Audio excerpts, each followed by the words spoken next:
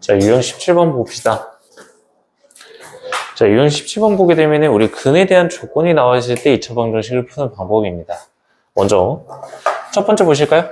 두근이 B가 나와 있습니다. 이 두근이 B가 M 대 N이라고 나와 있다면 이 각각들이 각각 M과 N이 아니죠. 그죠? M과 N이 아니고 비율이 M 대 N이라는 거라서 M 알파, N 알파 이렇게 둬야 될 겁니다. 그죠? 우리가 비례식에 있는 거 그냥 1대2라고 한다고 걔가 1, 걔가 2가 아니잖아요. 그죠? 100이랑 200도 1대2잖아요. 그래서 알파라고 하는 거를 붙여준다. 자, 그 다음에 차입니다. 여기 있는 차. 이 차라고 하는 거 얘는 의미가 뭐죠? 차라고 하는 거에 대한 의미가? 차는 뭐예요? 큰 거에서 작은 거를 빼는 게 차예요. 뺄셈이랑 다른 거예요. 항상 양수가 나오는 게 차입니다.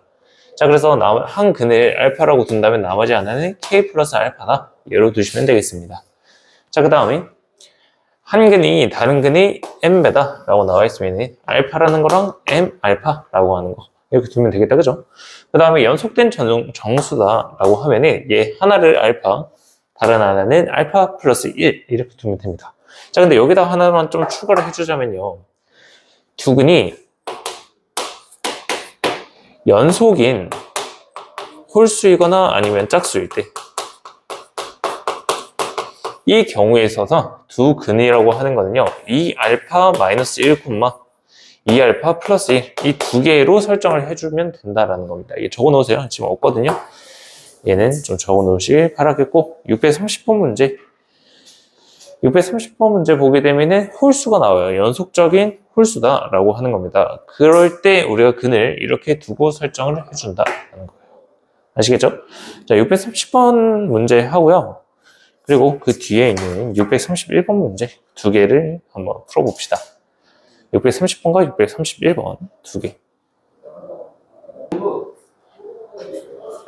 자, 630번 문제 봅시다. 얘 2차 방정식이 있는데 두 근이 연속된 홀수래요. 그러면 우리가 2알파 마이너스 1, 2알파 플러스 1 이 두 개로 근을 설정하고 문제를 풀어주시면 되겠습니다. 자, 두 근의 합입니다. 두 근의 합은 여기 합자리로 들어가겠다. 그죠? 4알파라고 하는 게 두 근의 합인데 2K라고 하는 두 근의 합으로 표현이 가능하겠다. 다음 두 근의 곱입니다. 저기 있는 두 개를 곱하게 되면 합차 공식이 되겠다. 그죠? 4알파 제곱이라고 하는 게 K 제곱에 마이너스 2K 플러스 7이 되겠다. 그죠? 얘가 두 근의 곱이잖아요. 자, 그러면 4알파라고 하는 게 2K이기 때문에 이 식을 조금 더 변형시킬 건데 얘 양변에 1을 더해서요. 얘 없애고 얘는 8이라고 적어 놓을게요. 그러면서 4알파 제곱이라고 하는 거는 2K 알파라고 나타낼 수가 있겠다. 그죠? 자, 그러면 이때 얘가 알파라고 하는 거를 우리가 뭐 정할 수가 있겠다. 그죠? 어떻게 구할 수 있을까? 2K 알파라고 하는 게 K 제곱 마이너스 2K 플러스 8 얘가 된다? 라는 거네. 맞나?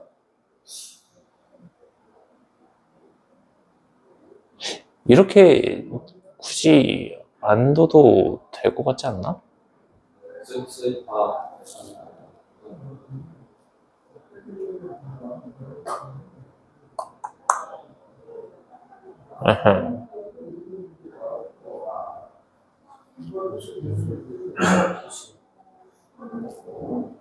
여기서 뭔가 꼬였는데, 그지? 두 근의 합 구했고요. 그 다음에 두 근의 곱이라고 하는 거 근계수로 통했고요. 두 근의 합, 곱. 아, 여기 있는 거를 전부 다 K라고 바꿀게요. 얘를 왜 이렇게 해놨지? 여기서 알파라고 하는 거를 그냥 바꿉시다. 2분의 K라고 하는 걸로요. 그러면 4K 알파 제곱이라고 하는 게 K 제곱이 되겠다. 그죠? 자, 그래서 K제곱이라고 하는 게 얘랑 같아야 되겠다. 그러면 이 K라고 하는 게 8이 되어야 되니까 우리가 K라고 하는 게 4라고 구할 수가 있겠네요. 그렇죠? 그래서 간단하게 5번이라고 체크가 가능하네요. 자, 그다음에 631번 문제를 보시게 되면 자, 두 근이 나와 있습니다. 두 근이 나와 있는데 여기 한번 별표 하나 해주세요. 자, 이런 문제 같은 경우가 모의고사에 좀 자주 나오긴 해요. 그래서 모의고사에 자주 나온다는 거는 너네 학교에 자주 나온다는 뜻이고요. 여기에 있는 근에다가 각각들의 절대값을 씌운 거예요. 모의고사나 뭐 평가원 교육청에서는 절대값을 생각보다 많이 좋아해요. 그래서 절대값이 들어가는 문제들은 좀 많이 눈여겨서 봐야 됩니다. 자, 그래서 알파 더하기 베타라고 하는 거를 일단은 볼게요. 얘 두근의 알파 베타니까 두근의 합이라고 하는 거는 7이 되겠고, 그 다음에 두근의 곱이라고 하는 거는 알파 베타가 A가 된다라는 거를 알 수가 있다, 그죠? 자, 근데 얘네 두 개가 만약에 둘 다 양수라고 한다면 7이 나와야 되는 건데, 지금 알파랑 베타가 있는데 얘네들이 절대값이어서 더했더니 9가 나왔어. 하나는 분명히 다른 부호를 가지고 있다는 거거든요. 둘 다 음수면 얘도 음수가 됐어야지, 그죠? 그래서 하나만 음수가 된다는 걸 알 수가 있어요. 자, 그러면 우리가 알파라고 하는 거를 음수라고 두고요, 베타라고 하는 거를 양수라고 한번 더 봅시다. 자, 그러면 이때 알파 베타라고 하는 거랑 뭐 알파 더하기 베타라고 하는 걸 다시 한번 구할게요. 문제에서 구하라고 하는 거 얘잖아요. 얘 같은 경우에는 알파 베타 마이너스의 알파 플러스 베타의 플러스 1이 됩니다. 자, 일단 알파 플러스 베타라고 하는 거는 7이라고 나와 있다, 그죠? 그래서 여기 있는 거는 7이에요. 다음은 알파 베타를 찾아야 되는데 그 알파 베타를 찾기 위해서 얘를 이용해야 된다는 뜻이야. 자, 얘 양변 제곱하게 되면요, 알파 제곱 더하기 베타 제곱 더하기 2의 절대값의 알파 베타가 나오고 얘가 81이라는 거다, 그죠? 다음 알파 플러스 베타라고 하는 거를 제곱하게 되면요, 알파 제곱 더하기 베타 제곱 더하기 2 알파 베타라고 하는 게 49가 된다라는 거예요. 여기에 있는 이 절대값이 들어가면서 이 두 개의 차이가 나온다라는 겁니다. 얘네 두 개 빼볼게요. 얘네 두 개 빼보면은 2의 절대값의 알파 베타 빼기 2 알파 베타라고 하는 게 32? 네, 이렇게 되겠네. 자, 근데 여기는 이 알파 베타는 서로 다른 부호를 가지고 있기 때문에 마이너스로 나오게 된다라는 걸 알 수가 있어요. 이해돼요? 자, 그래서 얘는 마이너스 2 알파 베타가 되죠. 왼쪽에 있는 게 마이너스 4 알파 베타가 된다는 뜻이에요. 이해되십니까? 얘 음수니까 마이너스 붙여서 나온 겁니다. 자, 그러면 마이너스 4 알파 베타와 여기 있는 32가 되기 위해서는 알파 베타라고 하는 게 8이 돼야 되겠다, 그죠? 마이너스 8. 자, 그래서 얘 A 값이 마이너스 8이 된다는 뜻입니다. 그럼 여기 너무 마이너스 8이 되겠죠? 마이너스 15 더하기 1이니까 마이너스 14라고 하는 2번이 정답이 된다는 겁니다. 그래서 여기 각각에 대한 절대값이 붙은 거 얘를 좀 체크해 주셔야 됩니다. 아시겠죠? 자, 넘어갑니다. 자, 유형 18번. 이제 두 시근이 절대값의 조건이 주어졌을 때요, 얘는 어렵지 않거든요. 얘는 뭐냐면요, 절대값이 서로 같고 부호가 다르다라는 겁니다. 절대값이 같고 부호가 서로 다르다라는 거야. 자, 그러면 얘 같은 경우에는 하나를 알파로 둔다면 당연히 나머지 하나는 마이너스 알파로 둔다라는 거예요. 절대값의 크기는 같은데 부호가 다르다는 거. 알파와 마이너스 알파라는 거. 자, 그래서 두근의 합은 당연히 0이겠다, 그죠? 두근의 합은 0인데 두근의 곱 같은 경우에는 음수가 된다라는 거, 얘를 이용해 주시면 되겠다, 그죠? 자, 그러면 이 문제를 한번 풀어보겠습니다. 밑에 있는 636번 한번 풀어보죠. 636번 문제 한번 풀어보도록 하시죠. 자, 636번 문제 보게 되면은 절대값의 b가 3대 1이 되도록 하는 모든 실수 k 값의 합이 나옵니다. 자, 얘 다른 조건은 없고 절대값의 b가 3대 1이기만 하면 되는 거예요. 자, 하나를 3알파라고 둔다면 나머지 하나는 알파라고 하는 근이 나오겠다, 그죠? 자, 근데 여기서 조심해야 될 게 뭐냐면은 얘가 절대값의 b가 3대 1이라는 뜻이지 얘네들 부호가 같다라는 뜻이 아니거든요. 그래서 3알파 대 알파라고 하는 걸로 둘 수도 있지만 3알파 대 알파 콤마 마이너스 알파 얘로도 둘 수가 있다는 겁니다. 얘가 하나의 근이 될 수도 있고 얘가 하나의 근이 될 수도 있다는 거야. 자, 근데 다른 것도 또 있죠. 마이너스 3알파 마이너스 알파 마이너스 3알파 알파라고 하는 것도 있다, 그지? 근데 걔네들은 굳이 알 필요가 없어. 왜냐면은 얘랑 똑같거든. 얘가 만약에 3알파 콤마 알파라고 생각을 해보자. 자, 얘가 만약에 근이 마이너스 3,1이야. 그지? 자, 얘는 이걸로도 표현이 가능하거든요. 알파라고 하는 게 마이너스 1이라고 생각해봐봐. 마이너스 3,1이잖아. 얘랑 똑같은 거지. 굳이 얘로 나타낼 필요가 없다라는 거야. 그래서 4개가 아닌 2개로만 생각을 해줘도 된다라는 겁니다. 지금 알파라고 하는 게 양수라고 하는 조건이 없잖아요. 그죠? 자, 그래서 얘 2개로 4개를 표현할 수 있다는 거예요. 자, 그러면 얘네들 2개. 알파, 3알파와 알파라고 했을 때 먼저 두근의 합 4알파라고 하는 거, 얘가 근계수의 관계에 의해서 2 곱하기의 k-3이라고 하는 걸로 정리가 되겠다. 그죠? 자, 그 다음 얘네들 두근의 곱입니다. 3알파 제곱이라고 하는 게 얘가 마이너스 12가 되는 경우 얘를 찾아야 된다. 그지? 근데 알파라고 하는 게 실수야? 안 되지. 3알파 제곱이라고 하는 게 마이너스 12가 나오기 위해서는 알파라고 하는 게 허수가 나와야 됩니다. 얘가 실수가 될 수가 없어요. 그래서 여기에서 실수를 구해야 되기 때문에 알파라고 하는 거 이 경우는 안 된다라는 걸 알 수가 있습니다. 다음 두 번째, 이 경우를 한번 보도록 할게요. 두근의 합입니다. 2알파라고 하는 게 2 곱하기에 k-3이 되는 겁니다. 다음, 얘네 두 개를 곱하면은 마이너스 3알파 제곱이잖아요. 얘가 마이너스 12가 되는 거다. 그죠? 자, 이제 여기서 알파라고 하는 게 플러스 마이너스 2라고 하는 걸로 구할 수가 있다라는 겁니다. 자, 알파가 2라고 하면은 여기다 대입하게 되면 4가 나와야 된다. 그죠? 그때 k 값은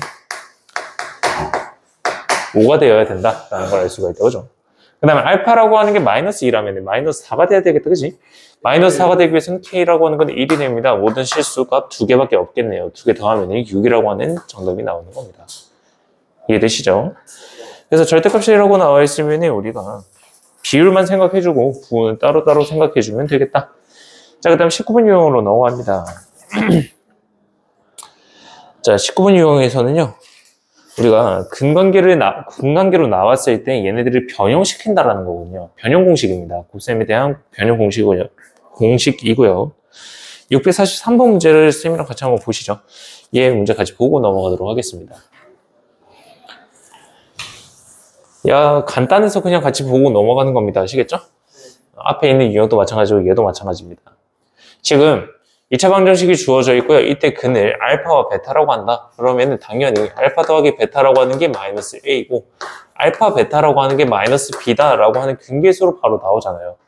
여기까지는 다들 기본적으로 하셔야 되는 겁니다. 아시겠죠? 다음 얘 보시죠. 얘 전부 다 전개를 한번 해볼까요? 얘는 1 플러스 알파 플러스 베타 플러스 알파 베타, 얘가 5가 되는 거다. 그죠? 좋아요. 자, 그 다음에 여기에서 알파 플러스 베타라고 하는 게 마이너스 a잖아요. 얘가 마이너스 a가 되고요. 이만큼이 마이너스 b가 됩니다. 1 마이너스 a 마이너스 b라고 하는 게 5가 된다라는 뜻이에요. 그죠? 자, 그 다음에 오른쪽에 있는 거 얘 한번 보실까요? 얘 통분하게 되면 알파 베타 분의 알파 더하기 베타가 되겠다. 그죠? 자, 그러면 얘는 마이너스 b분의 마이너스 a니까 b분의 a라고 나타낼 수가 있고 얘가 3분의 1이라는 뜻이네. 얘네들 정리하게 되면은 3a라고 하는 게 b라는 관계식이 나오게 됩니다. 그죠? 얘를 대입하는 겁니다. 그러면 1 마이너스 4a라고 하는 게 5가 되겠네. 그래서 우리가 a라고 하는 거는 마이너스 2분의 3이다 라는 거를 구할 수가 있는 거예요. 자, 그러면 b라고 하는 건 얼마죠? 마이너스 2분의 9가 되겠다. 그죠? a에서 b를 빼요. 그러면은 2분의 6, 즉 3이라고 하는 게 정답이 되겠다. 맞나? 답이 아니에요. 지금 선생님이 뭔가 계산 하나 잘못한 것 같은데? 아, 찾아줄래요? 아, 얘 4예요. 미안해요. 얘 4예요. 이게 1 넘어가면 4거든요? 그래서 a라고 하는 게 마이너스 1이에요. b라고 하는 게 마이너스 3이 되는 거고요. 그래서 a 빼기 b라고 하는 거는 2가 된다라는 걸로 구할 수가 있는 겁니다. 알겠죠? 자, 19번 유형은 또 간단하니까 변형 공식만 잘 쓰시면 됩니다. 넘어가시면 되겠고요. 자, 20번 유형. 자, 얘도 마찬가지입니다. 얘도 19번 유형이랑 마찬가지로요. 우리가 근에 대한 관계가 뭐 나와 있을 때 근계수를 가지고 모르는 개수를 다 구해주면 되는 겁니다. 얘도 어렵진 않고요. 얘는 652번 문제를 한번 풀고 넘어가도록 할게요. 652번 문제 한번 풀어보세요.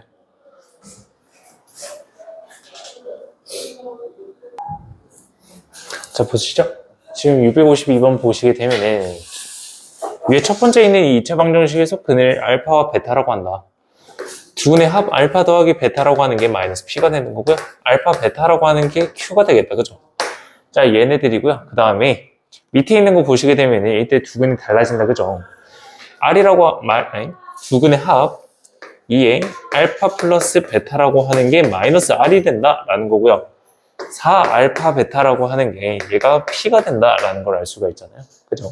자, 근데 여기 있는 알파 베타라고 하는 거는 Q였잖아. 얘가 4Q가 된다라는 걸 알 수가 있고요. 다음, 알파 더하기 베타라고 하는 건 마이너스 P입니다. 즉, R이라고 하는 게 2P가 되는 건데 이 P라고 하는 거는 4Q야. 즉, 8Q가 된다라는 거거든요. 이해되세요? 연결시켜서 이제 R이라고 하는 게 8Q네. 여기다 8Q를 대입하게 된다면 Q 약분시키고요. 8이라고 하는 답이 나오게 되는 거죠. 그죠? 간단합니다. 아시겠죠? 자, 그 다음은 잘못된 기술을 보고 문제를 푸는 거를 잠깐 쉬었다가 보는 걸로 하시죠.